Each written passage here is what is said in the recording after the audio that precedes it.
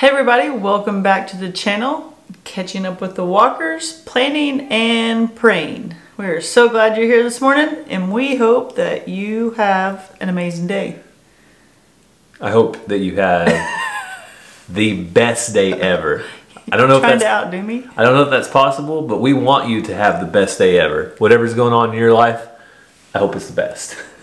So today I got a themed mug, Sleepy, because that I am. Yeah? Not enough hours in the night? We got us a night owl. I've been a night owl, but in my old age, I've conked out pretty good. Mazzy used to be a night owl, but we finally got her going to bed by 9 o'clock every night. Doing good. Now we have us another night owl. Yeah. I can't do it. Our kids thrive on routine. And so when we say it's bedtime, they get into action. They go and they get their teeth brushed. They get ready for bed. They get in bed. You know, our regular bedtime routine of stories, reading a little bit, yep. And like that. Did you say bedtime snack? It's always bedtime snack. Yeah. Brush teeth, yada yada. Yeah, but they're out, and they are out for good. So once they're out around 8:30, 9 o'clock, you can count on them being out. But we're adjusting. One of our new angels likes to stay up as late as possible. Like midnight. And has every tendency possible, like sitting here just like moving their arm, trying to stay awake. But doing a little bit better. We'll keep working on that. Yeah. We're going to do our best to tire them out, tire all our kids out in the daytime. So we exercise and do all kinds of stuff outside. Yes. But, so Cassie's a little sleepy, but she's going to make it through, right? I'm going to make it through. If I yawn, I apologize. Yeah. So, if you saw the title and the thumbnail of this video, you may be asking, did we buy more land? We'd like to. We have 60 acres, and I think it's about all we can take care of. So, the answer to your question is no. We did not buy more land. We did, however, pay a visit not too long ago to the abstract office because we refinanced our farm. So we refinanced our 60-acre farm and our house. We went from an interest rate of about 5% to an interest rate close to 2.5%. We went from a 30-year mortgage to a 15-year mortgage. So well, in our 30-year mortgage, we still had plans of paying it off early. Yeah, so we were paying our 30-year like a 15 anyway, so the payment wasn't really any different. But we've also been paying extra, so we are motivated. Like we have paid off all of our debt except for our home and our farm, which is all together on one note. And this is it. This is our last debt, and I don't know. I keep telling Gary the way the housing and land market's going and how people are putting their stuff up for sale for way more than we would ever think. And they're selling. I'm like, let's put it way up there and see what happens. And Gary's like, it will sell. Yeah, Cassie's like, let's just put a big number on it and see what happens. I'm like, I just want to play a game, I guess, but we don't have anywhere to go. Yeah, the game is you don't have any land to buy and you can't find any to sell. We're finally our fencing, our barns, all the things. We're kind of got them how we wanted. So let's not start over. But I really just want to see what will happen. Unless we go to Alaska and find the perfect, 100-acre or 50-acre or 5-acre plot. We keep chasing rabbits, but I was just telling Chad from Adler Farms and Kevin and Rachel over at Hidden Heights that I have reached out and messaged several channels in Alaska. Just trying to meet up or give some ideas from them on things we should do or not do or places to go. And I told them that nobody has responded back. I said, apparently people moved to Alaska to be left alone. Yeah. And I mean, none of them are, you're getting them out of the blue. I mean, it's not like somebody you've had a relationship with. Yeah. So I wouldn't expect to, if some random person calls me up from Alaska and says, hey, I'm going to visit Oklahoma, I'll be like, hey, nice, hope you have fun. You should stop by JL's Barbecue and get you something to eat. One did message back and tell me a few things and stuff like that, and I appreciated that. I know not everyone's going to be like, hey, let's meet, let's do this. But I was hoping at least one person. Hey, we'll make it through either way. So you are chasing rabbits. You said we, and I think it's mainly you. But back to the topic. Sorry. Because I think if you haven't, and we just kind of want to get this out there, if you haven't looked at refinancing your mortgage, whatever it is, now might be the great time, because the potential is there to save thousands and thousands of dollars over the next 5 years or 10 years or 15 years. Or if you have a 30-year mortgage and you plan on paying it for 30 years, you could save a bunch of money. So just be prepared to sign your name 837 times. Yeah, it does involve a little bit of paperwork, and if you plan on staying in a house though more than a few years, it is well worth the inconvenience of doing that. So like I said, we were able to do a 15-year mortgage, and the way we were paying it, we were planning on having it paid off in about 12 years. Well, now with the same amount we've been paying towards it, we'll have it paid off in 8 to 9 years. And if we can accelerate that a little bit more, say some bonuses come up or something sometime, then it could be even sooner. So I don't know about you, but I am tired of being a slave to the lender, and I just really like the idea of being able to walk outside, pick up a handful of dirt, and say that's my dirt. Even though it's God's dirt, I know that everything belongs to Him. But ultimately, not owing anybody anything is one of my and Cassie's goals ever since we started Dave Ramsey's Financial Peace, and this is going to get us one step closer. So yes, like Gary said, it is nice to not be slave to the lender. We have made it our mission, our goal in life to show others that you can have land and a house and decent vehicles. We don't have like the top of the line vehicles, but everything we own has at least 100,000 miles on it. Tractors and four-wheelers, and you can enjoy doing nice things and going on vacations and doing all that without being in debt to your eyeballs. So there are ways to do it. You don't have to, sell everything you own and hoard all your money in order to do that. You just have to be financially smart. So we want to be encouragers to others that it does happen. You can do it. And you don't have to eat beans and rice your entire life. I like beans and rice.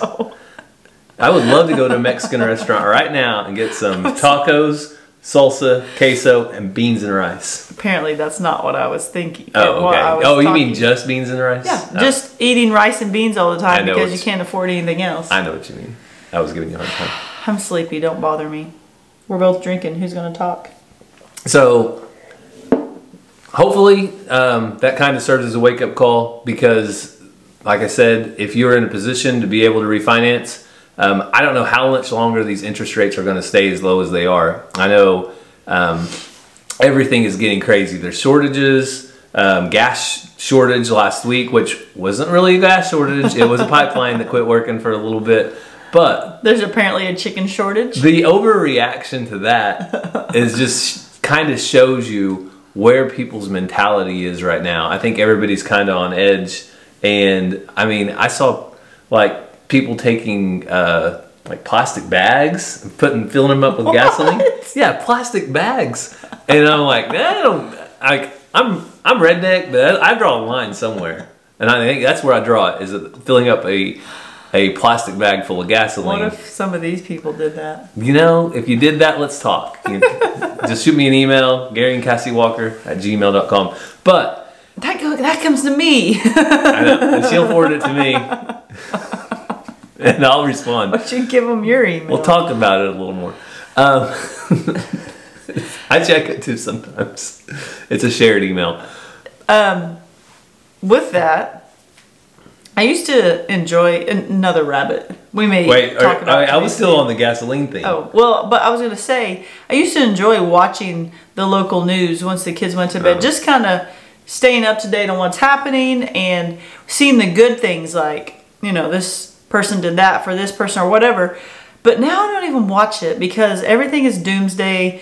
Tomorrow there's not going to be any more bread. Next week there's not going to be any more bologna. Like, I don't even watch it anymore because... Bologna? That's a byproduct of a lot of things. I think they're going to keep making bologna.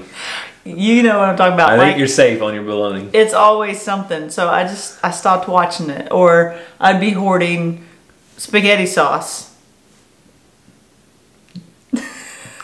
It's an inside joke. You don't know what I'm talking about. We've got a lot of tomatoes in the garden. We'll make our own spaghetti sauce if it gets that bad.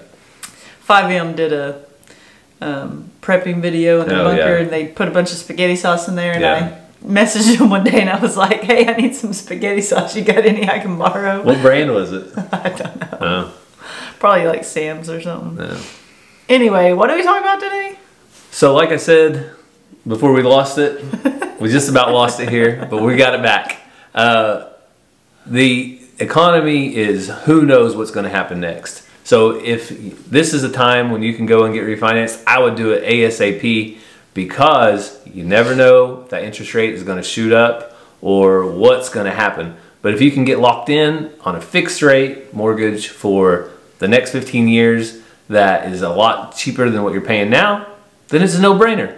I think it's a perfect time to do it. And we aren't buying any more land because it is crazy expensive. And I think Bill Gates is buying most of it anyway. So yeah, that's what people keep saying. I can't really compete with him.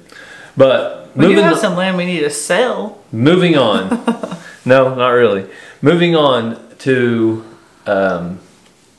catching up. So what's some stuff that was our last videos? I know we did a runner ducks. Cassie said that she hated the runner ducks. You heard that right. It came out of her mouth, not mine. And I forgot to tell you what I did a while ago while you weren't here. Okay. So sorry. These people can find out. I put them in water for the first time and let them swim. I meant to send you the video. Oh, how did that go? Good. They look so much better. You know how I was saying how they just, their feathers and their fuzz and stuff look so good, so bad? Mm-hmm. After putting them in that water and getting them all wet and them... You didn't try to drown them, did you? No. Poor ducks. But the girls were like, oh, the ducks are swimming! And they were sticking their hands in the air, and I was like, that water's disgusting, because they kept pooping in it. Mm. Anyway, I didn't tell Ransom or anything, because I'm going to do it again tomorrow and let him think that's like the first time. But I just wanted to see what would happen. So, but they're all fluffy and clean looking now. Oh, that's good. Yeah. I mean, they're ducks, so that's their thing, is water. Yeah. So I bet it was like water off a duck's back. Sure. But yes, I was very irritated with the runner ducks because the setup I had just wasn't working, and it was gross. And I know people are saying they're hardy. If they were with their mom, they can go outside, but we just don't really have a place for them outside right now. We don't have a good secure spot, so we want to make sure that there's no predators that can get to them, and we also want to get them close to a water hydrant. Yeah. But tomorrow we should have that all set up. We've moved some animals around. We've made some changes. And they should be able to go outside hopefully tomorrow. But you guys saw, I put out that first video and I'd already recorded my second runner duck video, and people started saying, living traditions, you need to watch living traditions. And so I'd already done the paint pan thing, and that seemed to help. I went, finally today I had time to go watch Living Traditions, and I did get a lot of good ideas for the next go around. It reminded me of what you did with the quail in the wintertime, whenever the water kept freezing. That's what it reminded me of. Yeah, and he has a huge space to put them in. My space, like if his shavings get wet around the water, no big deal because he has a big area. Mine's not very big, and so people keep saying you need to not let them play in the water, but they're not playing in the water. It's just when they put their heads in there and do all that, it just goes everywhere, and they do it anyway. We're definitely not against trying new things, because that's thank you all for those ideas and having us go check that out, because I mean that's great that somebody else did it and it worked for them. So in order to do it though, I need more room. That brooder's too small. So anyway, check that out. And the runner ducks should be outside pretty soon. And I got more runner ducks and turkeys in the incubators. The turkeys should hatch like right before we leave for Alaska. And then some kids from our school, their mom is actually Ransom's teacher, they're going to babysit my duck incubator eggs, and they should hatch out while we're gone. I'm not sure they know what they got themselves into, but the boys are excited. And after that, Gary has cut me off from hatching eggs. Well, I mean, the shop stinks, and I need to clean it. Like, it grosses me out just to go in there. I really need to clean the shop. Mazzy's I've already paid her to help me clean it. So, but it's getting hot in there, and it's not a good place for them. It needs to be. It's time. Like when the temperatures get in the 80s in a couple weeks, and like the highs in the 80s and lows in the 60s and 70s, it's going to be hot. But I really like hatching eggs. Well, maybe you should move to Alaska. I don't know what to say. It's really cold up there. He's gonna find a way. You could sell, baby chicks year round. Do they lay since it's so cold there? I guess you had artificial light inside. All right. So what else are we doing on catching up with the walkers? We caught up on the last video. You saw us, me and Ransom, and one of our angels putting in some concrete posts out by the goat shelter. So we're working on that. We got those concrete posts set, and they are solid now. They've set for 2 days. So in future video, you'll be seeing us hanging those gates on there and getting the goats in there for the first time. I really want to have that goat area to bring the goats into, to let the kids play with them. If we need to vaccinate them and worm them and do that kind of stuff, we'll have a little closed-in area. So I hope it will be perfect to do things with the goats. So a little bit of a spoiler alert, talking about the goats, we have some more goat additions coming. Do we want to tell them that? Yeah, look forward to something coming. These are the true fans. We can tell them to join our goat pen. Yeah, so we got something else coming up. And what else do we have in the future? We're trying to get animals set up. When I was feeding today, I thought of some ideas to help out the person that's going to be taking care of our farm while we're gone, and make it easier. When Gary and I do chores, we usually do the same chores every day. Like he takes care of certain things, I take care of certain things. The last week or so that's changed, but also we say stuff like, have you fed the little chickens? And we don't mean the baby chickens by that, we mean the little pen out back where my mid-sized chickens are. But we say stuff like that, have you taken care of this or done that? And it all gets done. So I was just thinking of how we can rearrange and do some things to help out the person that's going to be feeding and watering, and maybe cut down on it not taking them so long. Yeah, I think that'll be our next week or so before we actually go for our vacation, is really planning out everything that has to be done. So luckily for me, the cows are self-sufficient this time of year. I mean, I give them some grain every other day just to keep them gentle and check on them. But they can be out in the field for a couple weeks, no problems at all. I have all the calves that I'm going to have calved out are already on the ground. I was going to say no calves or anything, so don't have to worry about that. Yeah, and so they're good. The goats, really low maintenance. I mean, they'll be a little bit of grain every day and just fill the water up. Fill the water. Probably once while we're gone? Yeah. It's a big tank. It's a big tank, but it depends on how hot it gets. I like filling it up daily just because it's right there on the top and it pushes the water out.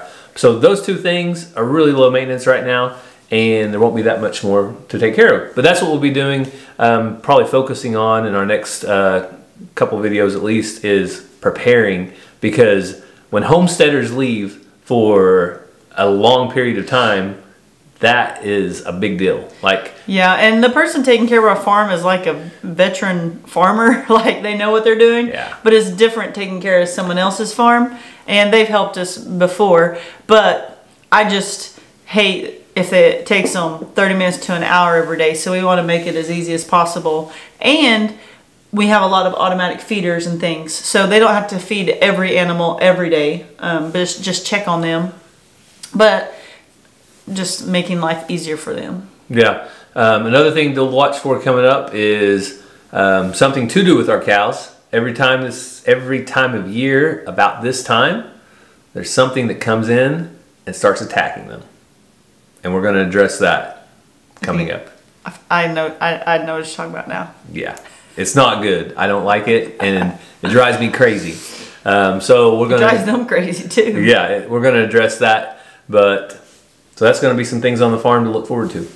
So I think that pretty much wraps up what's coming up on our future videos. So you definitely want to stay tuned. We have a lot coming up. And not too long after that, we're going to have some Alaska footage coming up. Yeah. And I was going to mention that hopefully we'll get enough internet that we can record and upload a little bit while we're there. It's not that much of a concern. I know some of you will say, don't tell people you're gone. Yeah. But like I said, with a house setter, and I've got my parents coming by multiple times. We have cameras that go straight to our phones. Yeah. And if somebody really... JoJo. If somebody really wants to come and do whatever here, that's they're gonna do that whether we're Alaska or at Walmart down the road. Yeah. So we're taking every step possible to be safe. But if we get good internet, then hopefully we can do some catching up with the walkers in Alaska.